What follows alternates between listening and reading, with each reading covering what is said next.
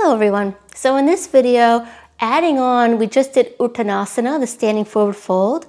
And in this one, we're going to do Parsvottanasana, which is basically a standing forward fold, same actions. The only difference now is that one foot is forward and one foot is back. And there's also, well, I'll explain from the beginning. So I start in Tadasana, mountain pose, and then I'm going to step back. I'll step back with my right foot. And just notice when I bring that foot back, the toes are pointing out in an angle and the heel is in. So I rotate my heel in and down. And then I try to square my hips. It doesn't have to be exact, don't force. But I try to square the hips to face forward. And if I feel like I'm on a tightrope and I feel like really unstable and like I'm trying to balance, it is okay to take that front foot out to the side a little bit. And I'll show it from this perspective. Maybe that'll make it a little bit more clear.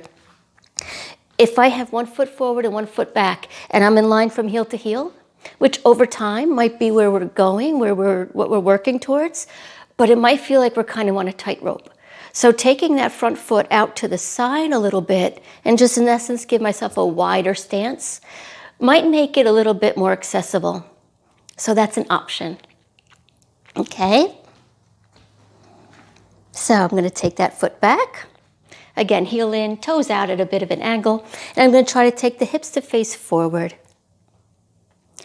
And just like Uttanasana, the standing forward fold, I'm going to then tilt the pelvis forward.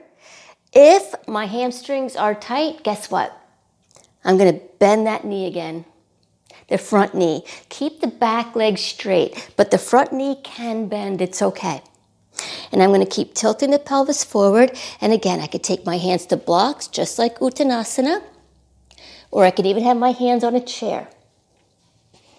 If the blocks are not quite high enough, go ahead and use a chair. That's perfectly fine.